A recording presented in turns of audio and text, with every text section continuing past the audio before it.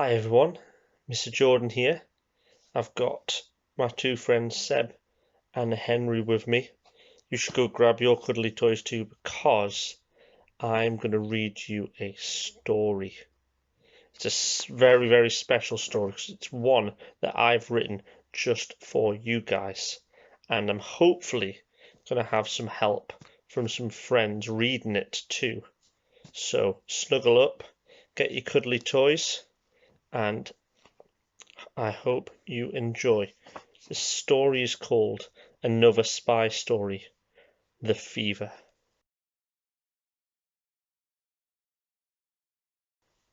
Chapter 1, The Silhouette.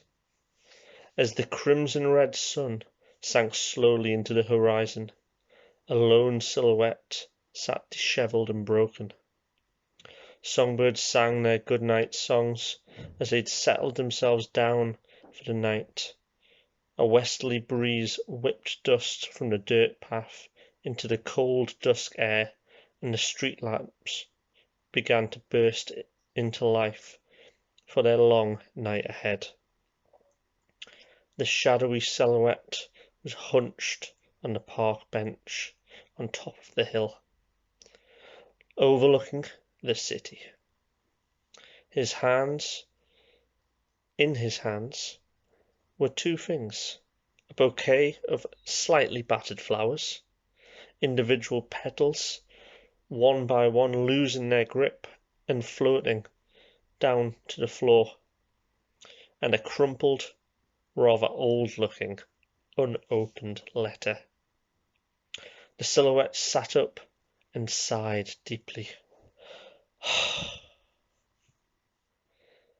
The final trickles of the sunset's light illuminated his frail face. His eyes were as blue as the ocean, with a hint of sadness behind them. Thick brown hair scaled the sides of his head, leaving a large, freckly, bald scalp in the middle. I don't have one of them. It reached all the way down and connected to what could only be described as a magnificent moustache. He stood up from the park bench and adjusted his thick black tie. His belly bulged over his belt like a muffin over its casing. Pushing his round spectacles up his plump nose, he glared down at the envelope. It read, "Open at 6 p.m. on Wednesday the 25th of March 2020, and not a second before. Q." The ink on the envelope smudged beneath the pressure of his sweat-soaked thumb. Clumsily, he checked the time on his watch. The final stubborn petal floated down to the floor. "It's only 6:32, he thought anxiously. His deep blue eyes stared at the watch. The second hand cautiously made its journey around the face. Tick, tock, tick, tock, tick, tock. With each passing second, sweat began to pour from his wrinkled forehead. He wiped it with the envelope, smearing ink across his forehead. Tick, tock. His heart was pounding, blood rushing around his body rapidly. Tick, tock. It was 6:33 p.m.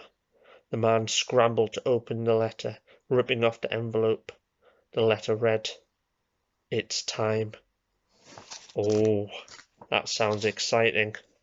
Let's see who's going to be reading chapter number 2.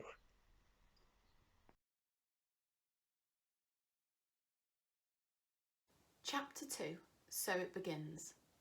The man quickly took a lighter out of his pocket to destroy the letter he had just read. Sparks flew from it like fireworks on bonfire night as the man's sweaty hands struggled to ignite the letter. Suddenly, whoosh! Flames leapt up into the air and engulfed the letter in a fiery hunger, swallowing it whole. The flames reached up high and gently kissed the man's fingertips, singeing them slightly before he dropped the ravenous inferno. The westerly breeze carried the ashes, along with the fallen petals, into a glowing sky as they danced majestically through the bitter dust air. Who was this magnificently mustached man? What was it time to do? There's only one way to find out. Keep reading. The man turned, now in the spotlight of the streetlight overhead. Laying what was left of the petalless flowers on the bench, he knelt down and took a deep breath. On the bench's backrest there was a golden plaque, shining in the glow of the flickering streetlight. In loving memory of Jean Erickson, may your sacrifice never be forgotten. Tears ran down the man's cheeks like rivers from his ocean eyes. I won't fail you again, my love. I won't fail you again, the man whispered as the tears soaked into his moustache. His short, hairy arms pushed him to his feet. Then he wiped the dirt off his beige trousers. With a look of determination fixed firmly on his moustached face, he set off down the hill and into the night. Though the day was ending, his journey had barely just begun.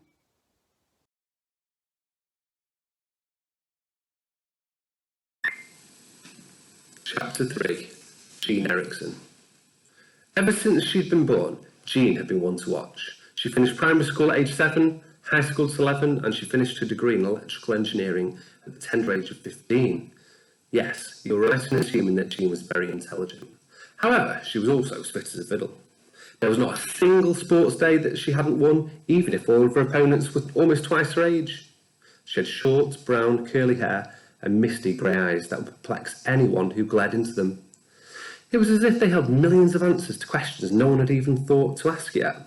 Not only was she smart and athletic, but she was a genuinely lovely person too. She was nice to everyone.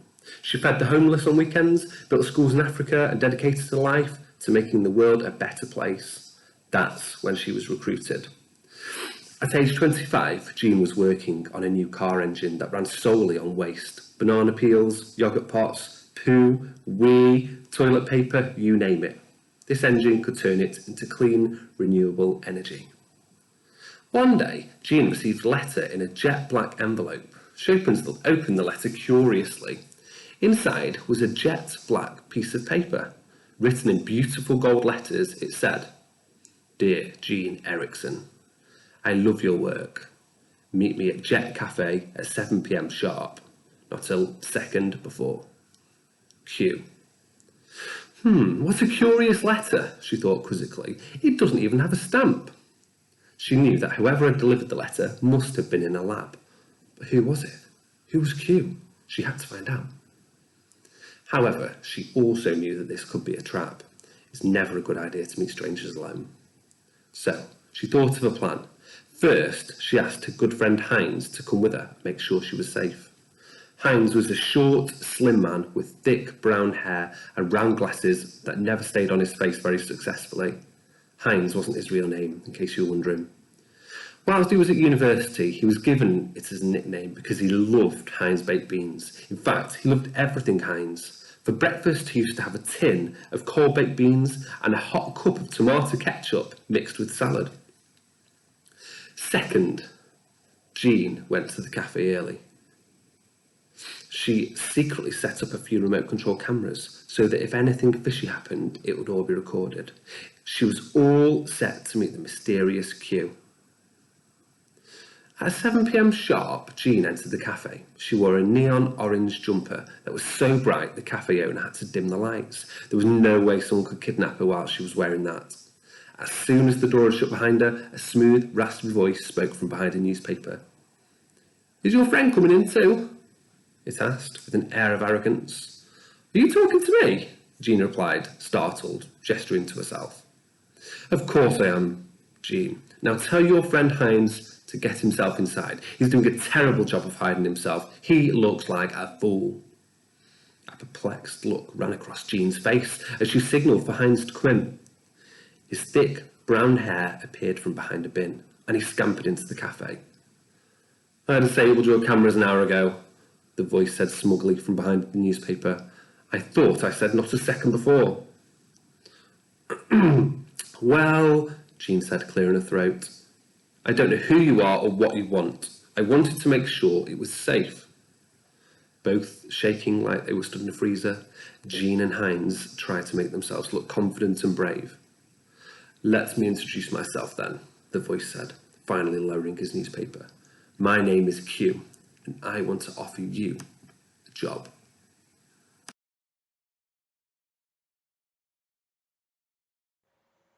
Chapter 4. Who is Q? Long-nosed, wide-eyed, and his face graced by a whimsical moustache, Q beamed an aura of confidence. He sat Jean and Heinz down, and he explained himself. I am the head of a secret spy agency, he whispered as his eyes darted around the room, scanning for unwanted listeners. They are called the Private Observation Operations, or POO for short. And we are involved in the cutting edge of technological advancements, along with general spy stuff. Both Jean and Heinz sat gobsmacked, ears fixated on his every word, eyes fixated on his whimsical moustache.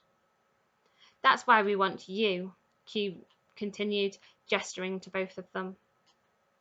Me too? Heinz asked, shocked. But I didn't get a letter. His forehead wrinkled in bewilderment.